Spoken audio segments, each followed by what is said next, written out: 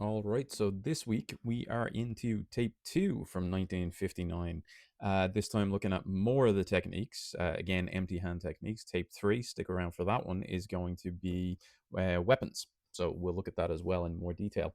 But without further ado, let's get into where we came to see. So the first one here is actually the locked wing, which we can see here.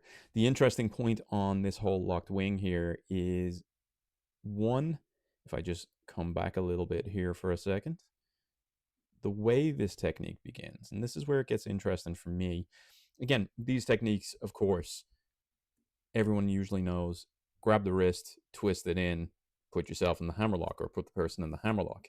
The interesting thing is here, a lot of people, obviously, when they're learning ideal, which is less ideal in this case, they just stand there, put their arm behind their back, and the person will walk up and take their arm. So again, it's good to see how these were put on or how these were intended. And I know that was written down. That was very much a police technique to enter into a come along or the hammerlock. I know that was something I'd read somewhere as well, that Parker had taken that in, and that's where they were using that one as well, because he was training police officers and different things like that. So again, interesting just to see it in this video how it's fed in from the hammerlock, in from a wrist lock. So crossing talent potentially could have led to that, or whatever it may be, or more than likely did, because it is a right hand wrist grab here, or a cross wrist grab in this case as well. So interesting to note that part as well. Then moving in, you'll see that the knee and the hammer in this case are actually developed or delivered together, which is interesting to see. I know, depending on timing, depending on who you're teaching, especially junior levels, you would typically separate that knee or not necessarily do it at the exact same time in this way. So that hand wouldn't necessarily be a strike in some cases. It might just be a check on the back as you land forward, or a slap on the back as you land forward and hit your knee. So it's interesting to just see that as well. The next one then is Twisted Twig, and similarly on Twisted Twig, we'll note, if we just back up ever so slightly here, we'll note that there's an initial wrist grab here. This is your direct wrist grab into your double wrist grab. So again, potentially it could be something like darting mace, being the lead into it. Darting mace, as we know, is the two-hand wrist grab in our modern day system as well. So again, it's interesting to see, we're not just taking it from I give you my hand and you put Twisted Twig on me. It's more a case of, I'm being forced into that position, which we all know and we all appreciate, but it's interesting to see that they're done here as well. Again, something that I'm a big proponent of is, what is the precursor? And you'll have heard me say in some of my techniques, breakdowns, especially about things like the grasp or grip of death or even locking horns. What gets you into that position? Are you being attacked from behind where you're being grabbed, surprise attack around the neck, or have you been sucker punched in the gut, which causes you to bend over and then ultimately, be put into that headlock position as well? So again, it's good to see these things as we go forward. Now, the interesting one here is the sequence. So again, we would have seen the upward elbow into the hammer strike, and then into the obscure elbow at this point as well. Typically speaking, we would have it as an upward elbow into an outward elbow, and then dropping into the hammer strike at that point. So working from height zone number one down through two and into three in this case as well. Here it goes one, three, and then back up to one, or potentially two if the person is too close, would be obviously a midline shot. But in this case, we're aiming for in and around the head from what I've seen there.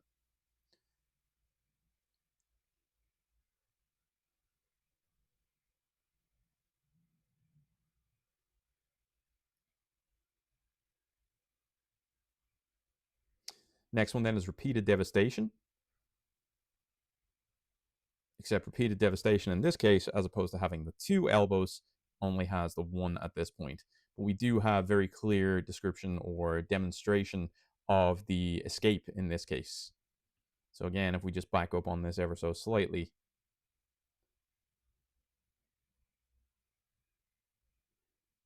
we see that the grab goes under with the hands around the neck, and there's very much a breakdown with the double elbows and then into the pinning hands as well. So on this, we have a single elbow. A lot of us do today a grab on the wrist with that elbow to pull it out into the elbow, and then we change as we would do and do our elbow again, similar to how that ends in long three. But again, here in this case, we're only doing a single one. The arms are already trapped, so there's no real re-grab of the closest arm or anything else like that. It's just very much a straight elbow in the face here as well. Shield and sword then would be the next one.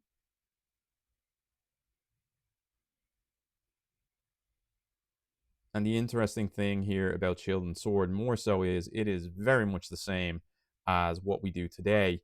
The big difference here that I can see is the hand is rechambering. So as you can see there, when he delivers that bright chop or outward hand sword into the neck, typically speaking, when we hit these things, we would be now covering. So our elbow would have a checking hand on that arm, obviously to make sure that we're not, prone to getting an elbow in the face from the person as well. So the more traditional aspects of this, and this is where I always look at it, as I mentioned in the past, there was traditional Kenpo and modern Kenpo in Ireland at one point as well. Traditional being what was brought over by John McSweeney initially, and then obviously we had the IKKA modern Parker system with the names and everything else like that. Um, a lot of what's done here is very much that kind of idea of you change from one hand to the next. Whereas here, obviously, today in our more kind of updated system as well, we would use a lot more of the positional checks or the checking hands in there. So there's never a dead space or an open space, rather, between each strike as we would see typically here. So you have your check here, your chop, your elbow, where typically, again, we wouldn't rechamber to our right side with that chop into the elbow. And likewise, the elbow wouldn't chamber into the hammer or into the left side here as we do our hammer as well.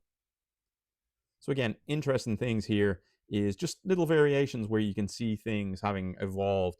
This idea of not leaving yourself uncovered or unchecked as we move forward, using the checking hand or live hand as it's known in other martial arts systems. That idea of kind of making sure that there's always something in the space, as we see right from the start with delayed sword and so on. So again, moving on, we have Snap and Twig next. Snapping Twig really hasn't changed that much at all in this case either. Again, why mess with a classic, as they say? So again, you'll see the pin down, you'll see the hand cocking up for the hammer shot here, more so directly at the ear as opposed to some of us let it travel a little bit more, but again, it's passing by that point as well. So again, moving back into that for a second, the only thing I note here is, and it could be the quality of the video, the left hand is actually checking across the chest, whereas some of us today would have that as a outward hand sword again into the an outward hand sword into the neck or into the throat at this point. And I stutter there because I know on the previous part of the video I had said outward hand sword for this one as opposed to inward. So someone will correct me, I'm doubtlessly sure of that. But again, I know what I meant. Obviously, talking straight off, this is how it looks. So again, here we have our hammer strike, and we have that very definite depth check, I want to call it, which is what we call it today, obviously, in some cases. But again, that would be a chop in the throat, usually, when we do it nowadays, as opposed to checking on the chest. Nothing to say that either doesn't work. And again, certainly, I'm not hitting my partners in the neck when I do that either. So, again, could be much of a muchness, could be the hand going to the chest to keep the person in place, keep their depth away, all of these different things. But again, just an interesting note.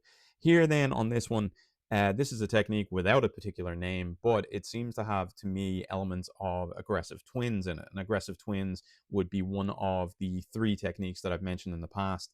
The other two, again, being intellectual departure and spreading branch. It will be one of the three techniques that were removed from the system as well, or not so much removed in some cases, but broken up and used for their components elsewhere in the system as time progressed. But here on this one, you can let me know what you think on this.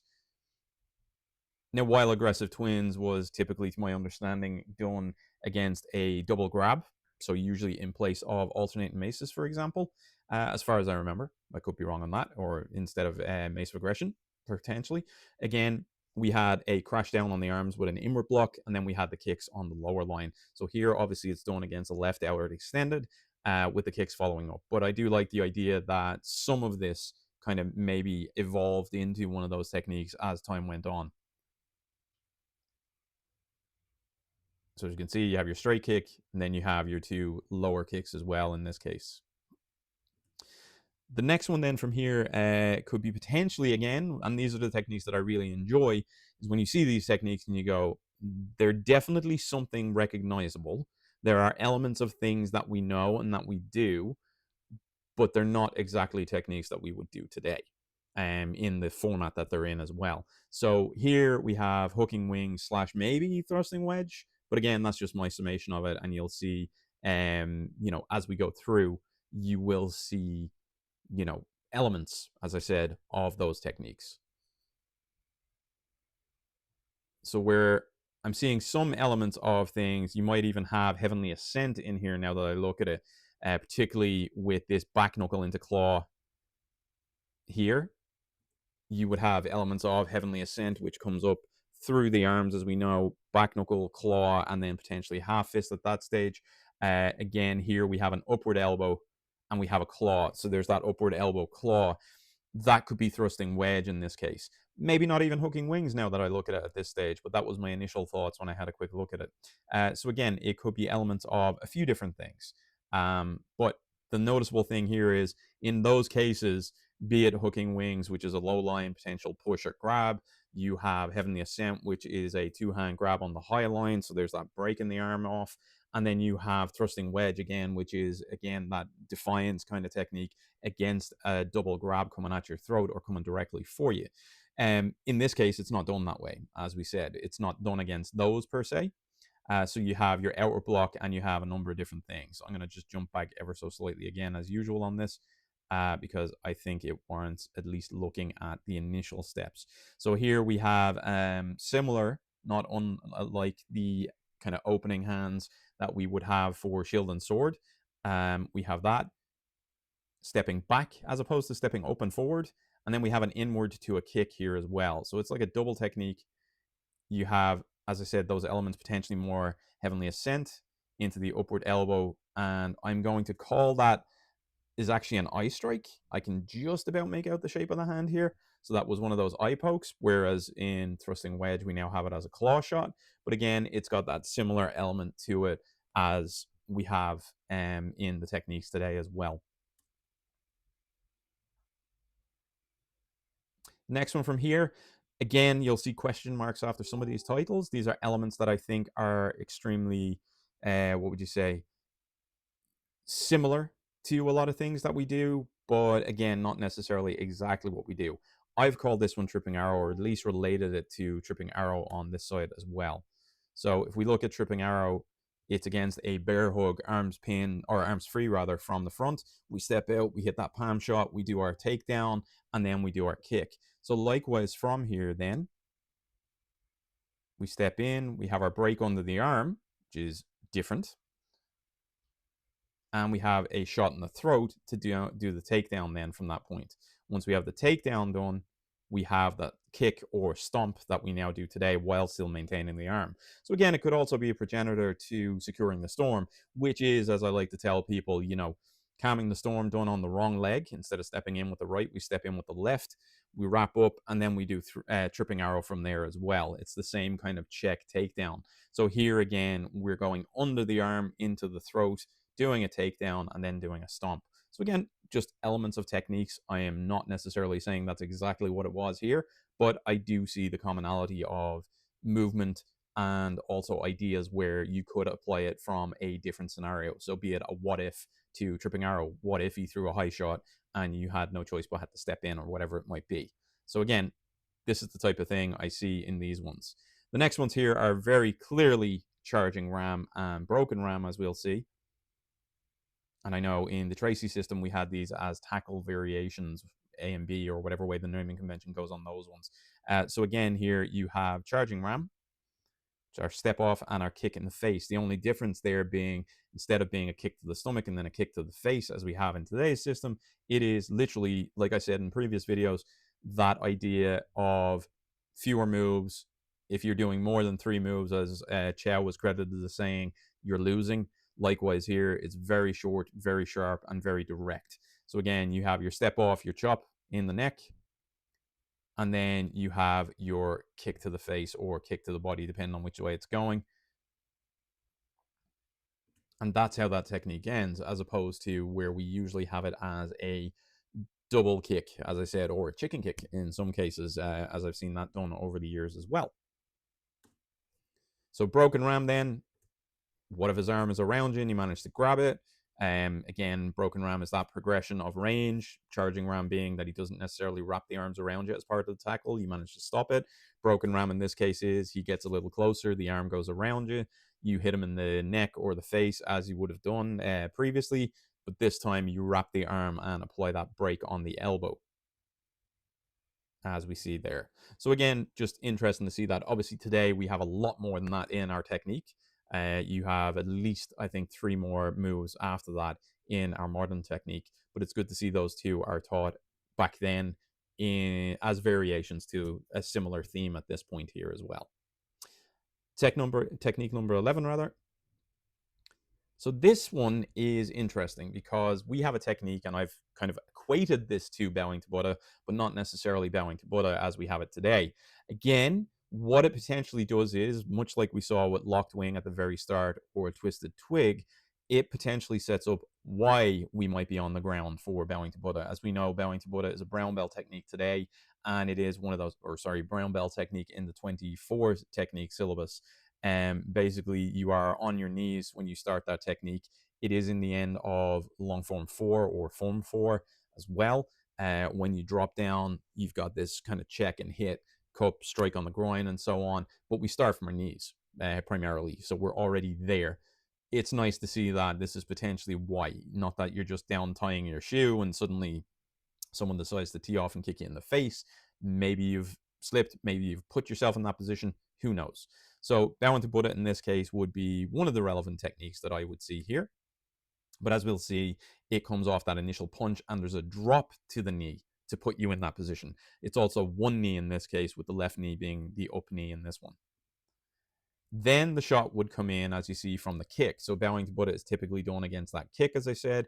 We would typically block it off and then move in closer or shut the thing down a little bit more. Here, as we can see, you've already taken to the ground. The person comes back in with a kick because you've ducked under their punch, and then you would do your strikes in there as well. So again, it's just interesting to see potentially where elements of our modern techniques came from, and also set up the idea of where potentially they were intended to start from, or an idea of where they were intended to start from. So the difference there obviously being is that technique concludes usually with a leg trap and a takedown, like the opposite side of locking horns, as it's done today. But again, in that case, it was very short, sharp, and sweet. You duck, you hit the first shot, you then block the kick coming in, and you hit an outward elbow to the groin at that stage as well. So again, short, sharp, and sweet. But ultimately, it is very definitely elements of what we have today in this case. And then here we have Cross of Destruction, and no prizes for guessing what the other technique will be here, but we'll come to that in a moment. Cross of Destruction, again, done from that double grab, pull out, kick, break the arm, and here we have an elbow on the end. Typically speaking, the way I've learned this is when we do this, we finish with the arm break. So you kick, you follow through, and you do the arm break, the cross arm break here in this case. And then obviously if you have the extension, you continue into what you have from there as well. So here we have the elbow just being used as a finish on the end of that. Falling cross then being the other related technique, which is the opposite direction. So we have our knee, we have our kick, we have our elbow with an inward elbow. And as you saw here, there's also an outward elbow on this one.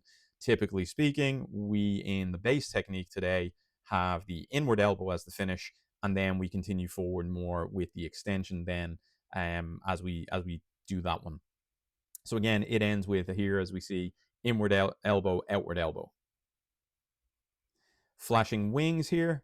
So again, not so much the entry on this is flashing wings as it is today. Obviously, with flashing wings, we use the block and the chamber position as was shown in video 1 for this. Again, we would hit our elbow, our back elbow, and then we come into the kind of double chop to the back of the neck and then coming back in on the front as is done here.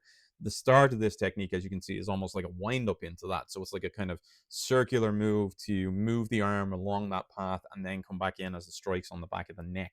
So a little less direct in some ways than what we currently do today, which is block and have the person walk into an inward elbow and then hit them with an outward elbow at that stage as well. So again, just to show the way that's done, it circles and you have that chop on the neck, and then you have the chop to the front as well. The stance shift being very similar to what we do today as well. Here then we have a combination, I think, of where Shield and Mace potentially and Leaping Crane parted ways and became two separate techniques. So in this one here, we have the step out, very similar to Shield and Mace, which we'll come back to now. So here we have the step out for Shield and Mace. We have the right outward block here, or riding block, depending on who you use or whose terminology you use.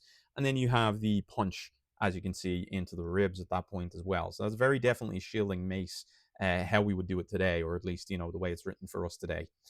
So again, we have that. We have our drop to the kidney shot, as we do in Shield and Mace as well. And then we have the kick to the knee. Now, where this continues then, so for me, for example, in shielding Mace, there's a little bit more. You hit the far leg, or the close leg rather, and then you would kick the far leg. Here in this one, it continues into essentially the end of Leaping Crane. So the kick being to the near leg, in this case the right leg where the person has stepped through, that is essentially Leaping Crane. We step off with our mid knuckle strike and our cover. We do our blade kick from the crane stance, or our knife edge kick from the crane stance to the lead leg. We land with our back knuckle to the kidney. We hit our elbow to the head. So that's Leaping Crane. Shield and Mace goes a little bit different. I'll cover that when I come to it in my own videos as well. But again, here we see that the initial step off is very much Shield and Mace. We have our hammer strike to the kidney, or spine in this case. And then we have our blade kick, and we finish onto Leaping Crane from there. So that's why I've called it the way it is. It's actually the two techniques, essentially the elements of the two techniques, start of one, end of another, all done in one movement, as opposed to two separate techniques that we now have today. So therein is pretty much everything that I've done on tape 2. Again, this is just one of those little things where I like to look at what it was, look at how it was done. Elements that I would take from this very definitely would be how certain techniques were triggered. So again, if we look at something like locked wing, as we said, you have that grab and wrap around into the arm lock. You have twisted twig, similarly with a two-hand grab being twisted into that wrist lock. And then if you take something like bowing to Buddha, why am I on the ground? I've ducked to hit him in the groin as he tried to punch me in the face.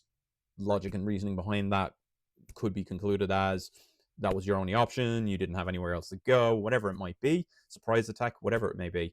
But the follow-on kick was very definitely the start of I'm on the ground, and now I need to be able to block that kick coming at my head and do something, meaningful. So again, that's some of the stuff I've taken from these. But if you notice, for anything that is pretty much the same technique, there's very little difference. So again, just showing that these things, as they've carried over in time to our syllabus, to the modern day syllabus, whatever you want to call it, they've essentially remained very much the same in principle. I call out things like, shield and sword, for example, where I said the only real difference between those is we've added our modern principles of keeping our covering and our checking hands involved throughout when we change between the strikes, using the point of origin therein, as opposed to returning to a chamber position on the hip or whatever that may be. So again, advancements, refinements, enhanced concepts potentially added in, but at their base, the techniques are very much the same. So what are your thoughts on these particular techniques? What do you think of the connections that I drew between older techniques, which don't really exist today, but elements of them do? Do you have any thoughts on that yourself? And if you are one of the ones who was training back then, maybe you have a little bit of a story to tell on why certain things were done a certain way, and I would be absolutely delighted to hear more on that as well. So if you're interested, please subscribe. Make sure that you also watch tape 1 if you haven't seen the review of that just yet, and we'll see you in the next one for tape 3, where we look at the weapons techniques.